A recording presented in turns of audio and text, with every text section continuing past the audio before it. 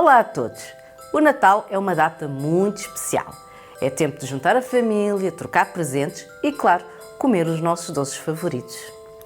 Enquanto os mais novos aguardam ansiosamente a vinda do Pai Natal, os mais velhos fazem uma pausa nas preocupações do dia-a-dia e preparam-se para o novo ano que começa. É uma data que todos trazemos no coração. Mas, em Arroios, a freguesia mais multicultural de Lisboa, não há só um Natal. Da mesma forma que cada família tem as suas tradições, também diferentes culturas celebram esta quadra de maneiras únicas e especiais. Entre candeeiros filipinos, doces ucranianos, biscoitos egípcios e até bruxas italianas, há muito para descobrir sobre como se vive o Natal pelo mundo. Por isso mesmo, aqui ficam 6 testemunhos de 6 convidados muito especiais.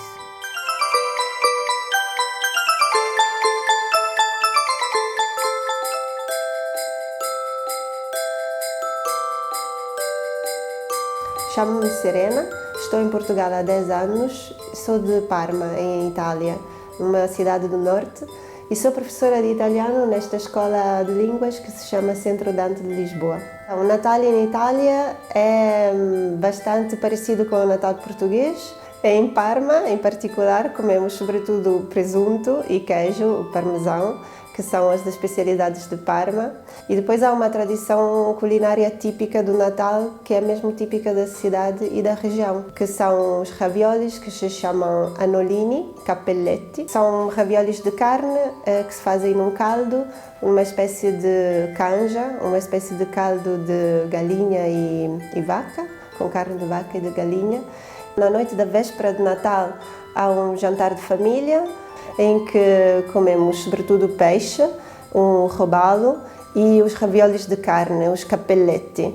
Enquanto no Natal fazemos um almoço, sempre em família, mas em que podemos comer carne desta vez e comemos borrego e outros raviolis, mas desta vez de outro tipo. Pode ser com acelgas, um recheio de abóbora e queijo. No dia 6 de janeiro é uma festa que em Portugal não se celebra, que é a Epifania. Celebra uma espécie de bruxa, é uma velhinha que se chama Befana. É uma bruxa, vem de uma tradição pagã e que passa pelos tetos e pelas casas dos italianos e deixa prendas às crianças.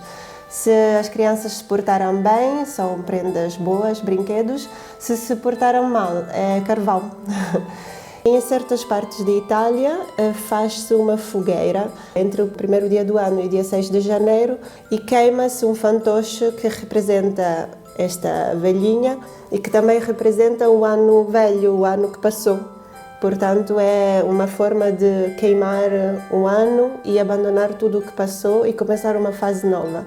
Portanto, diz-se que a Epifania, que tutte le feste porta via, ou seja, leva embora todas as festas e acaba o período do Natal, começa o ano. E ao pé da fogueira bebe-se vin brûlé, que é um vinho quente, e come-se um doce típico que em várias partes de Itália é diferente.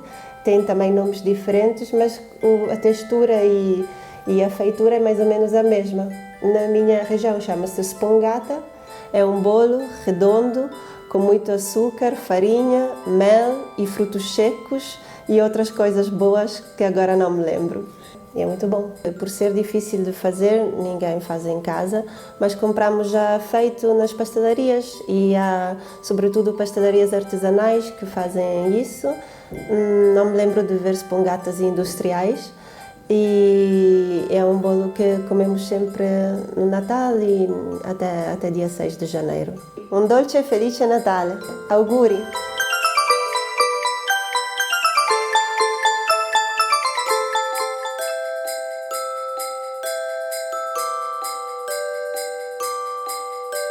Sou Ashraf Hanna, egípcio, de pais egípcios, nasci no Egito, numa cidade que chama-se Assuão. O nome não é um nome bíblico, o nome copta. Ashraf, o nome é escolhido após de nascença de bebê.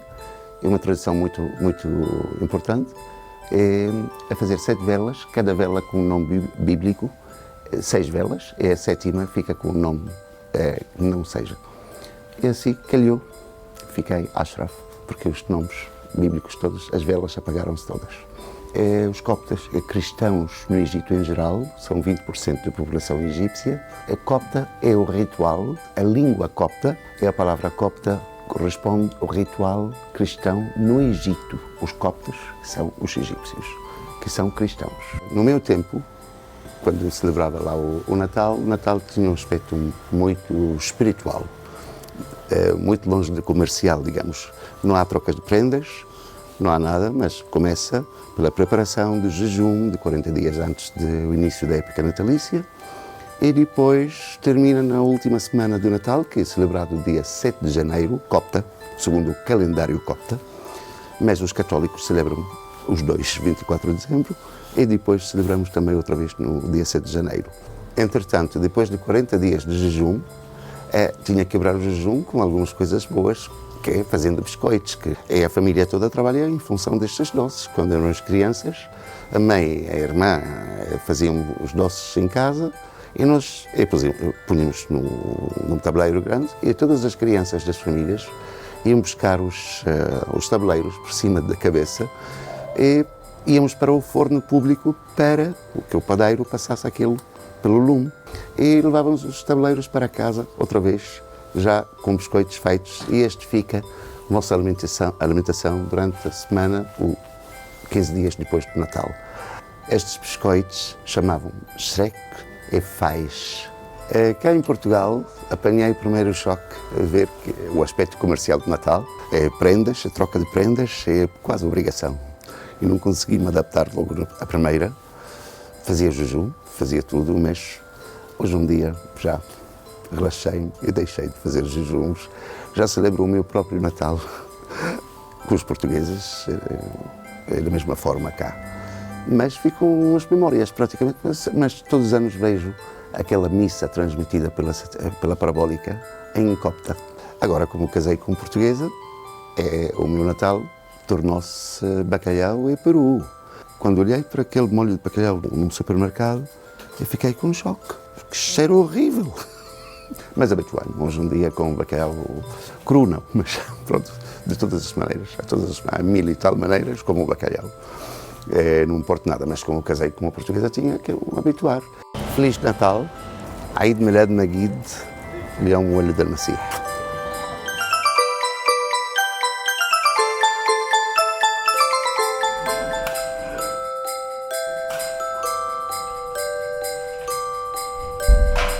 Meu nome é Clemens Tetering, venho de Duisburg, na Alemanha, uma belíssima cidade, e há 38 anos vivo em Portugal, dando atualmente aulas de alemão no Instituto Goethe. Como em outros países, o Natal na Alemanha é uma coisa muito especial e tem várias tradições diferentes, do norte ao sul. Enquanto vivi na Alemanha, naturalmente o ponto mais alto das festas de Natal foi a ida à igreja. Quando fui miúdo, então a grande missa foi a missa da meia-noite.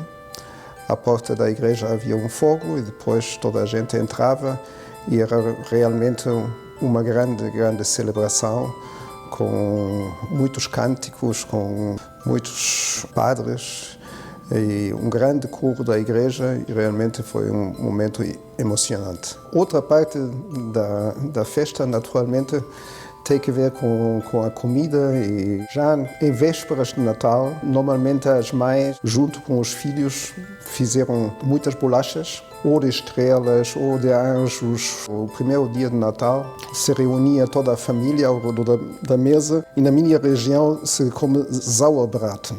Sauerbraten é um assado preparado durante 3, 4 dias num banho de vinagre, cebolas e folhas de louro, etc. E depois fica a fogo muito baixinho no forno durante várias horas.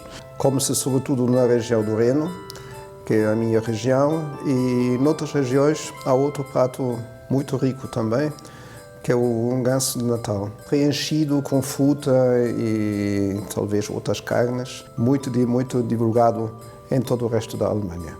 A árvore de Natal só se coloca no dia 23 ou 24.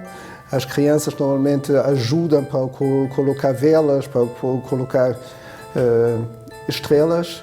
E também só no dia 24 se coloca o presépio. E junto ao presépio estão aquelas bolachas que as mães e os filhos prepararam os dias anteriores. Alguns, depois do café do almoço, também comem mais uma fatia de Stollen, que é um bolo muito especial. No Stollen, há massa de pão com um pouco de laranja, um pouco de limão, com bastante amêndoa ralhada. Este bolo foi criado a primeira vez em Dresden, acho no século XVII ou XVIII, e daí se distribuiu por toda a Alemanha. Outro doce que também se come é o chamado Karpfen. E o Karpfen reúne todas as religiões que nós tínhamos na Alemanha, portanto, tanto os animistas como os judeus, como os cristãos comem Karpfen. E agora os vou convidar para comer um pouco deste Karpfen.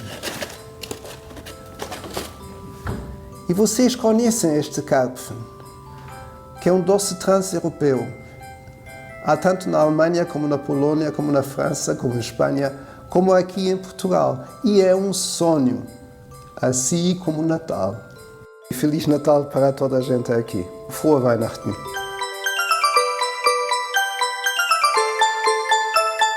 Olá!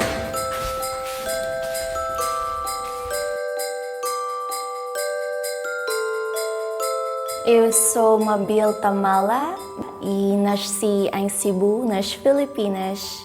Estou cá por 9 anos. Eu vim cá por amor. Casei-me em português.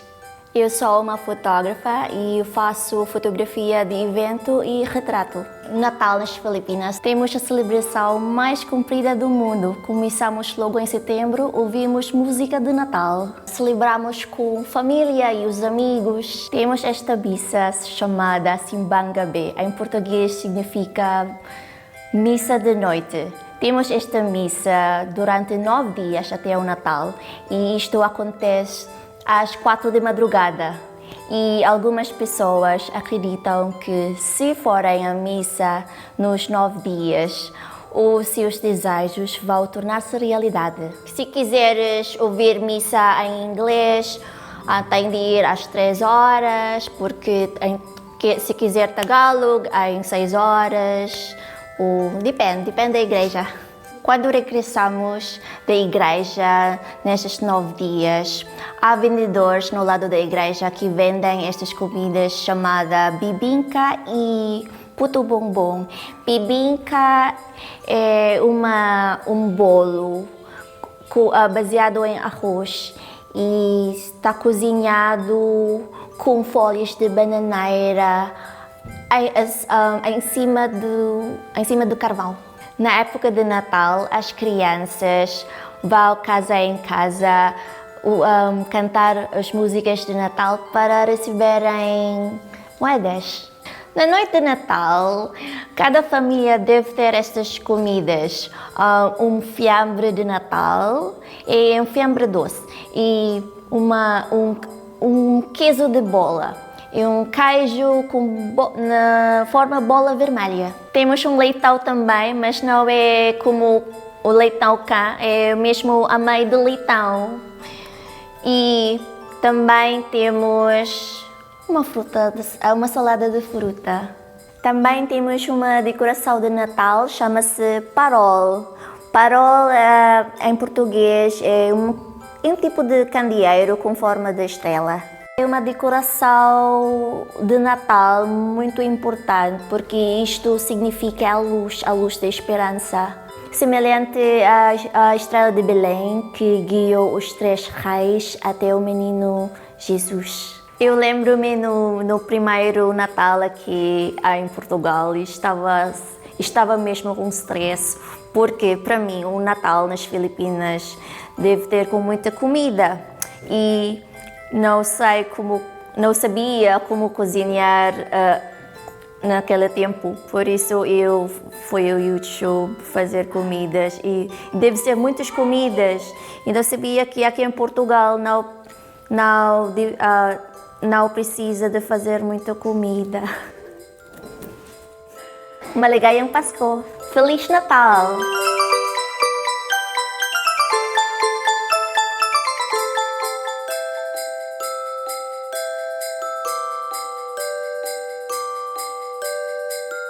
Sou Miguel Conde Prieto, tenho origem na Galiza, numa aldeia chamada Lalamosa, na província de Pontevedra, numa zona muito montanhosa da Galiza interior. O Natal é caracterizado muito pela reunião familiar. É diferente da festividade dos Reis, onde o Reis é mais público, está mais em jogo a oferta, a dádiva.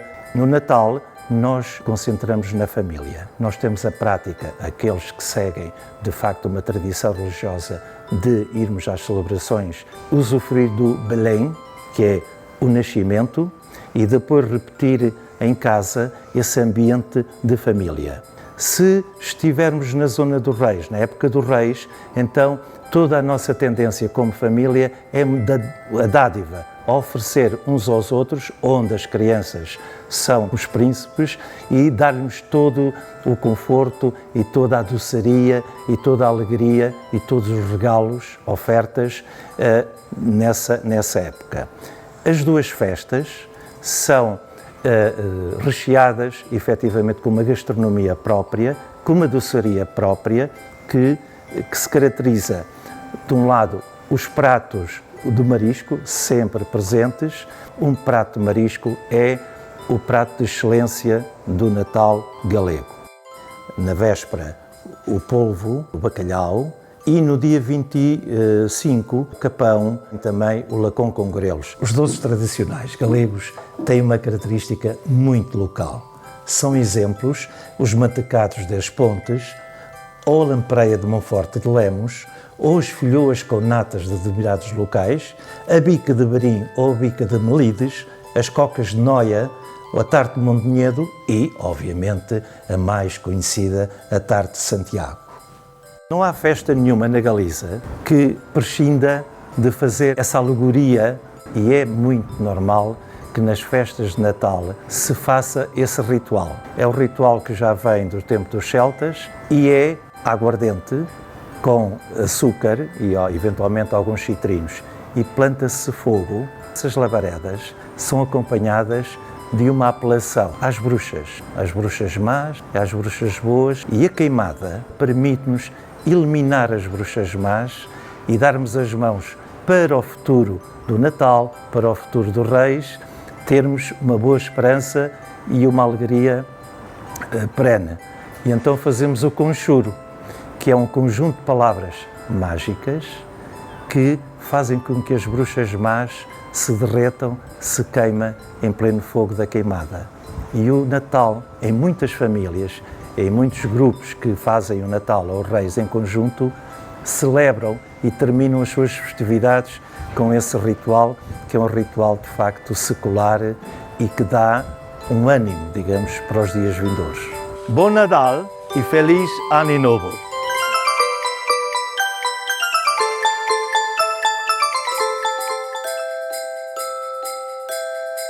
Estás contente? Eu chamo-me Alessia, vivo em Portugal há 18 anos, vivo numa cidade chamada Lviv, da Ucrânia, e já tenho cá a minha família, tenho cá os meus pais. O Natal ucraniano já tem muitos anos de história, é uma época muito tradicional e nós achamos que é muito nossa. À noite vamos todos à missa, no dia 24, que é o fundamental. Depois disso, depois da missa, cada um vai para a sua casa e em casa nós temos uma ceia natalícia composta por 12 pratos, todos eles são à base de legumes, quase todos com nomes iguais, embora a sua composição pode variar ligeiramente de uma casa para outra. Também leva cogumelos, há algumas casas que ainda preparam peixe. Nenhum dos pratos leva carne. Achamos que ainda estamos no último dia de jejum e o Jesus nasceu pobrezinho. Depois da ceia, lá mais perto da meia-noite, na Ucrânia isso fazia-se, até a guerra, as crianças saíam e iam cantar as janeiras, anunciar uma boa nova, que já nasceu Jesus, de casa para casa. E essa tradição era igual e durava para aí umas 2 ou 3 dias depois do Natal. Ora, os miúdos, quando vão cantar de casa a casa e cantar as janeiras típicas, tradicionais ucranianas, e fazer às vezes o presépio teatralizado, têm preparado uns trajes, umas vestes diferentes. Em troca, por norma, nós damos moedas ou damos dinheiro. Antigamente ofereciam-se os doces, isso é que era mais tradicional, pronto, em troca de agradecimento por trazerem cantar a casa, trazer uma boa nova. Mas hoje em dia tudo é muito mais moderno e é mais vantajoso para os miúdos. Eu vou ser sincera, eu na minha altura, quando era criança, eu estava ansiosa à espera dessa altura. Trazia ainda algum lucro para as crianças e isso é fantástico e espetacular. Ao contrário do que é feito cá em Portugal, na Ucrânia não se faz a troca de prendas.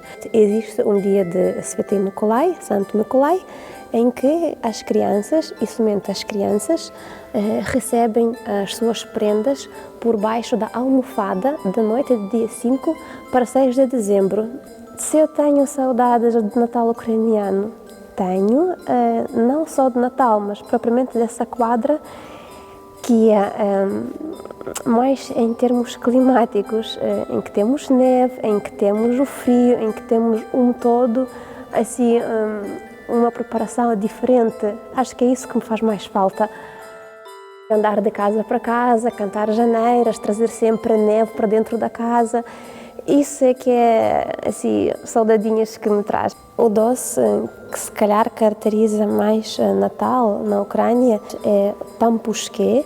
É um doce que provavelmente é mais parecido cá em Portugal com os sonhos. Na Ucrânia tem sempre recheio. É o popoila, é com doce, é com cereja, e com cereja é muito bom, mesmo muito bom. Os ucranianos têm por tradição, na altura de Natal, cumprimentar a todos com uma frase que é Cristo nasceu.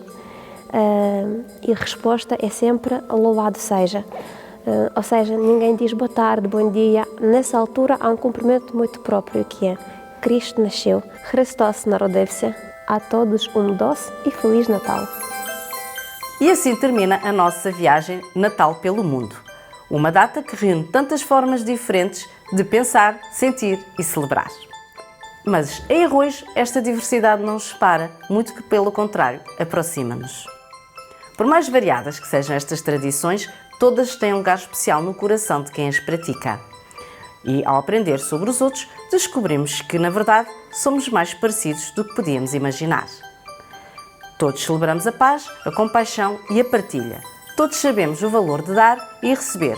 E todos podemos fazer a diferença. Boas festas!